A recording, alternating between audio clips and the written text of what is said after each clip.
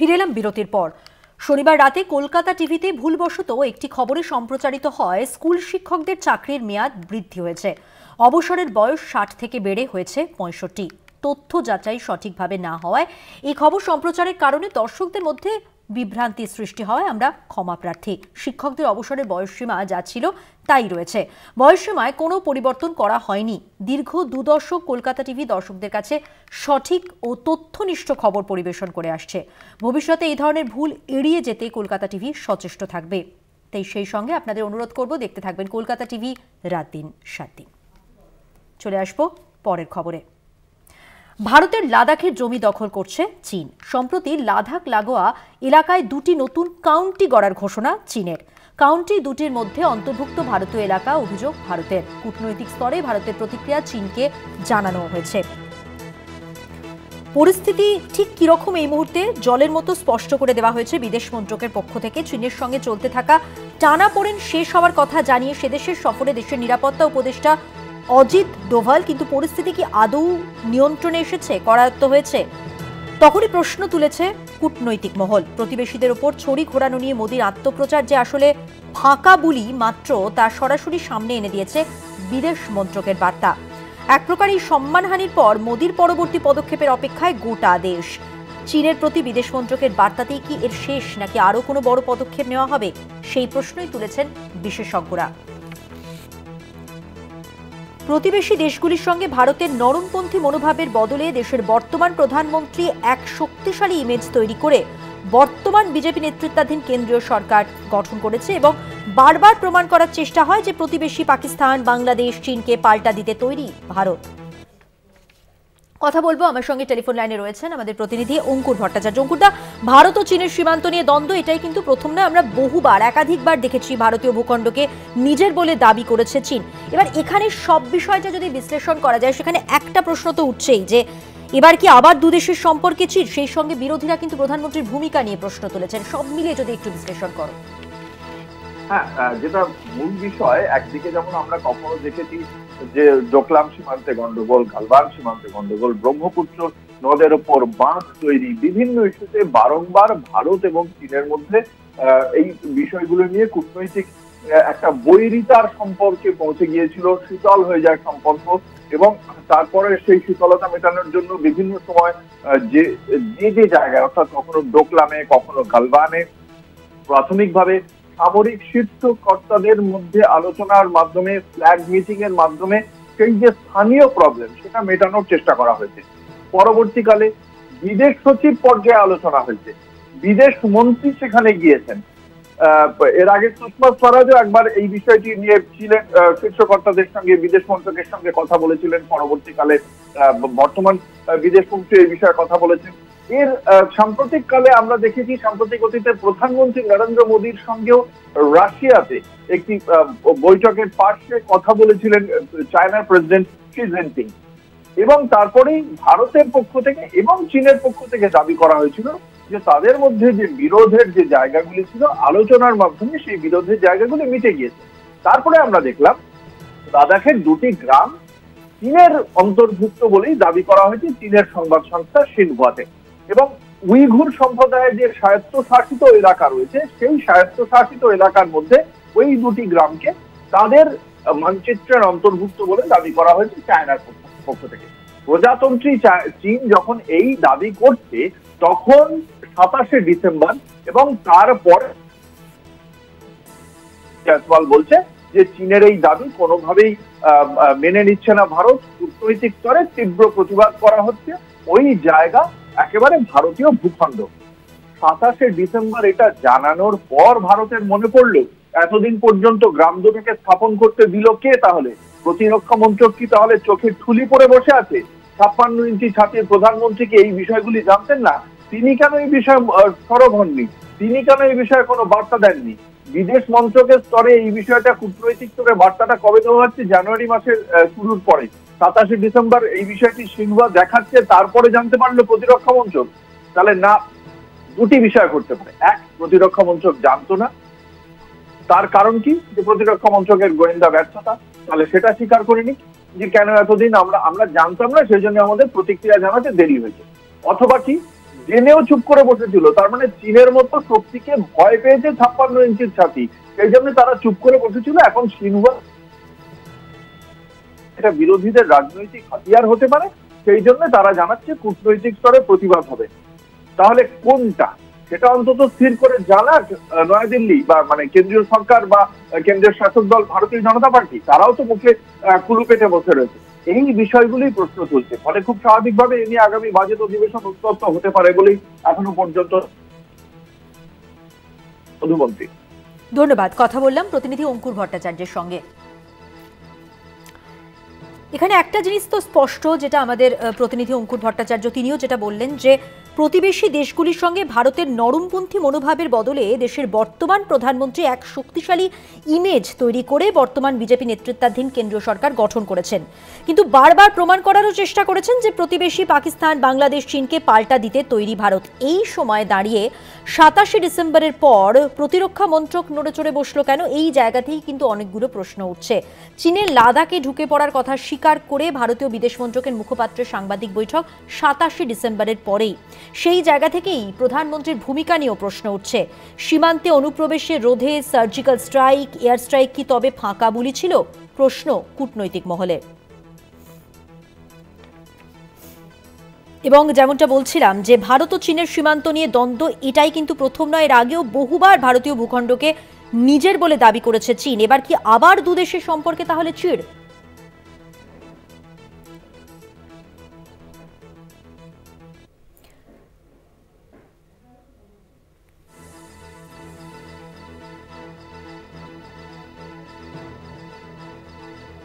Colonel Soumitra রায় এই মুহূর্তে আমাদের সঙ্গে টেলিফোন লাইনে রয়েছে। কর্নেল, একটা বিষয় আপনার কাছে জানতে চাইবো, যে গোটা বিষয়টা যে জায়গায় দাঁড়িয়ে রয়েছে সেই জায়গা থেকে প্রশ্ন যে ভারত ও চীনের সীমান্ত নিয়ে দ্বন্দ্ব এটাই তো প্রথম নয়, এর আগেও বহুবার ভারতীয় ভূখণ্ডকে নিজের বলে দাবি করেছে চীন।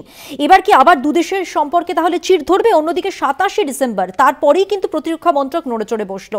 এই জায়গা থেকে অনেকগুলো প্রশ্ন উঠছে, যেখানে প্রতিবেশী দেশগুলোর সঙ্গে ভারতের নরমপন্থী মনোভাবের বদলে দেশের বর্তমান প্রধানমন্ত্রী এক শক্তিশালী ইমেজ তৈরি করেছিলেন এবং বর্তমান বিজেপি নেতৃত্বাধীন কেন্দ্রীয় সরকার গঠন করেছিলেন। সেইখানে বারবার প্রমাণ করার চেষ্টা হয় যে প্রতিবেশী পাকিস্তান, বাংলাদেশ, চীনকে পাল্টা দিতে তৈরি ভারত।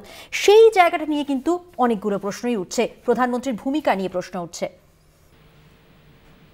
না, প্রশ্নটা যদি পলিটিক্যাল হয় তাহলে কিন্তু ঠিক হবে না।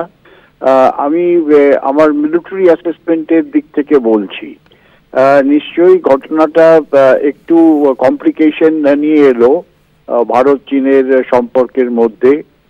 আমরা কিছুদিন আগেই বর্ডার এগ্রিমেন্ট করে Northern Ladakh and eastern Ladakh থেকে, যেখানে আইবল টু আইবল কন্ট্যাক্ট ছিল চীনের সেনাবাহিনীর সঙ্গে, সেখান থেকে আমরা কিন্তু মুভ ব্যাক করলাম। চাইনিজরাও সেখান থেকে মুভ ব্যাক করলো, কিন্তু অ্যাকচুয়াল পজিশন যেখানে যারা চাইনিজরা নিয়েছিল বা আমরা যেখানে নিয়েছিলাম সেখান থেকে কিন্তু মুভ ব্যাক করা হয়নি। এটা প্রায় 23টা মিটিং এর পর, কোর কমান্ডার লেভেলে 23টা মিটিং হলো আর্মি লেভেলে, আর কূটনৈতিক ভাবেও গোটা 10 মিটিং এর পর এই ডিসিশনটা নেওয়া হলো। কিন্তু এখন আমরা দেখছি যে হঠাৎ করে চাইনিজরা ম্যাপ প্রকাশ করলো, দুটো নতুন স্টেট তারা ডিক্লেয়ার করলো নর্দার্ন লাদাখে, যেখানে আমাদের লাদাখের পোর্শন দেখা যাচ্ছে তাদের ম্যাপের মধ্যে। সেটা নিয়ে কিন্তু আমরা কূটনৈতিক ভাবে একটা অবজেকশন দিলাম, যেহেতু এখনো পর্যন্ত চাইনিজরা ফিজিক্যালি কোনো ট্রুপস মুভমেন্ট সেখানে করেনি। এবারে আসি আপনার প্রশ্নে। প্রশ্নটা অত্যন্ত কমপ্লিকেটেড প্রশ্ন। এখানে আমাদের একটা পলিসি নেওয়া হয়েছে যে আমরা কিন্তু কোনোদিনই কোনো প্রতিবেশী দেশের বিরুদ্ধে একটা অ্যাগ্রেসিভ মনোভাব কিন্তু আমাদের ছিল না বা এখনো নেই। কিন্তু অ্যাট দি সেম টাইম আমরা চাই না কোনো প্রতিবেশী দেশ অ্যাগ্রেসিভ অ্যাকশন করে আমাদের দেশের কোনো অংশ দখল করে নিক বা আমাদের দেশের কোনো অংশকে ম্যাপের মধ্যে তাদের অংশ বলে দেখাক, সেটাও অ্যাকসেপ্টেড না। এটা একটা ক্যাচ 22 সিচুয়েশন আমি বলবো না কি ভারতবর্ষ উইক। আমরা কিন্তু অত্যন্ত strong nation from the point of view of military strength. আর similarly from the point of view economic strength, কিন্তু অ্যাগ্রেসিভ মনোভাব আমাদের কোনোদিনই ছিল না। এবারে আমরা যা দেখছি, প্রত্যেকবারই কিন্তু আমরা দেখি যে চাইনিজদের কিন্তু বিশ্বাস করা যায় না। তারা একটা জলের ওপরে চলন্ত হাঁস যখন জলে চলে, ওপরে তাদের মনে হয় স্থির, কিন্তু তারা কিন্তু কন্টিনিউয়াসলি জলের তলায় তাদের পা দুটো মুভমেন্ট করে যায়। তো চাইনিজদের হচ্ছে এই পলিসি, তারা কিন্তু ফিজিক্যালি বা অপারেশনালি বা মিলিটারিলি কোনো দেশের মধ্যে অ্যাগ্রেশন করার তাদের পলিসি না। তাদের পলিসি হচ্ছে ইকোনমিক ইনভেশন। একটা দেশকে ইকোনমিক ইনভেশন করে সেখানে ঋণে জর্জরিত করে যে ছোট ছোট দেশগুলো আছে, তারপর সেই দেশগুলোকে দখলদারি করা, সেটা আমাদের সঙ্গে ওরা পারবে না। কিন্তু আমরা অত্যন্ত নিবিড়ভাবে এই পরিস্থিতি পর্যবেক্ষণ করছি। Militarily we are very strong and rightly we can even defend that we can fight three-front war. একদিকে পাকিস্তান, একদিকে চায়না, একদিকে যদি বাংলাদেশ চায় ভারতের সঙ্গে যুদ্ধ করতে, আমরা কিন্তু থ্রি-ফ্রন্ট ওয়ার করার জন্য তৈরি আছে। আমাদের অত্যন্ত শক্তিশালী মডার্ন আর্মি, যেটা আমরা ঢাকঢোল বাজিয়ে বলতে চাই না, কিন্তু অন গ্রাউন্ড যদি কিছু হয় তাহলে কিন্তু we are prepared to face all the three fronts. Colonel Roy, একটা বিষয়, এই যে চীনের আগ্রাসনের কথা আপনি বলছিলেন এবং সেটা সহ্য করবে না কিছুতেই ভারত, সেই জায়গা থেকে ভারতের ভূমিকা তাহলে কি হতে পারে বা কি হওয়া উচিত, যদি একটু বিশ্লেষণ করেন? না, কূটনৈতিকভাবে আমরা তো মুভমেন্ট করছি, আমরা তো অবজেকশন দিয়েছি, কিন্তু ফিজিক্যালি আমাদের ট্রুপসও মুভমেন্ট করতে পারে। যদি আমরা দেখি যে চাইনিজ মুভমেন্ট হচ্ছে ফিজিক্যালি, যেই দুটো জায়গাকে ওরা বলছে ওদের নতুন কোনো দেশ গঠন করবে, সেখানে যদি তারা ফিজিক্যাল মুভমেন্ট করে, আমরাও ফিজিক্যাল মুভমেন্ট করবো। There will be again eyeball to eyeball confrontation. আর আরেকটা কথা না বলে আমি পারছি না, চাইনিজরা আরেকটা অ্যাক্টিভিটিস করছে যেটা আমাদের অত্যন্ত গুরুত্বপূর্ণ ব্যাপার স্ট্র্যাটেজিক্যালি। তারা অরুণাচলে, তিবেটে ব্রহ্মপুত্র নদী যেখান থেকে উৎস, সেখানে একটা ম্যাসিভ ওয়াটার প্রজেক্ট করছে, ইনক্লুডিং মেকিং এ ড্যাম। সেটা যদি করে তাহলে ব্রহ্মপুত্র নদীর যে জল, সেই জলকে চাইনিজ টিবেট এরিয়া থেকে তারা কন্ট্রোল করতে পারবে, তাদের ইচ্ছে মতো জলকে আটকাতে পারবে, ইচ্ছে মতো জলকে ছাড়তে পারবে, যেটা আমাদের স্পেশালি আসাম আর নর্থ ইস্টের জন্য অত্যন্ত গুরুত্বপূর্ণ ব্যাপার হবে। সেটাও কিন্তু আমাদের দিক থেকে একটা অবজেকশন গেছে, কিন্তু চাইনিজরা বলছে তারা তাদের টেরিটরিতে যা করতে চায় সেটা তাদের ইচ্ছে, কিন্তু ওটা ইন্টারন্যাশনালি অ্যাকসেপ্টেড নাও হতে পারে। তখন ইন্টারন্যাশনালি কিছু এগ্রিমেন্ট, কিছু রুলস অ্যান্ড রেগুলেশন আছে, সেই জলকে কিভাবে কন্ট্রোল করতে হবে, কে কতটা কন্ট্রোল করতে পারে, সেটার নিচে কিন্তু এটা চলে আসে। কিন্তু এটাও আমাদের ওয়েট অ্যান্ড ওয়াচ করতে হবে। ফিজিক্যালি আমরা সেখানে কোনো ধরনের মুভমেন্ট করতে পারি না, যেহেতু পুরো প্রজেক্টটা টিবেট চাইনিজ কন্ট্রোল টিবেটের ভেতরে করতে চাইছে। অনেক ধন্যবাদ। কথা বললাম অবসরপ্রাপ্ত সেনা আধিকারিক কর্নেল সৌমিত্র রায়ের সঙ্গে।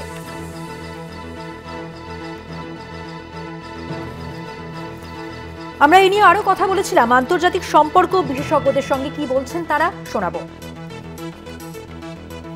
এটা চীন মাঝে মাঝে বলে, কিন্তু চীন খুব একটা সেই অর্থে এ ধরনের কার্যকলাপ পরিচালনা করতে পারে না, মানে তাদের পক্ষে সম্ভব হয় না। আমরা অতীতেও ডোকলামে দেখেছি বা বিভিন্ন জায়গায় দেখেছি, এটা একটা রেগুলার অ্যাক্টিভিটি চীন করে যায়। কিন্তু মানে এর দ্বারা যে চীনের সঙ্গে ভারতের অন্য কোনো সম্পর্ক খারাপ হবে তার সম্ভাবনা নেই, কারণ এ ধরনের বক্তব্য চীন সরকারের কাছ থেকে কি এসেছে কিনা আমরা এখনো জানি না, কিন্তু বিভিন্ন মাধ্যম থেকে জানা যায়। এবং সেখানে যেহেতু একটা মিক্সড হোম, মানে লাদাখ এথনিক গ্রুপ অনুযায়ী টিবেটিয়ান, বাটি, দার্ডিক পিপল, এরকম বহু ধরনের মানুষের একটা অবস্থান, সুতরাং এবং এটা একটা ক্রস রোড যেটা ট্রেড এবং কালচারাল এক্সচেঞ্জ হয় সেন্ট্রাল এশিয়া, টিবেট এবং ভারতবর্ষের সঙ্গে।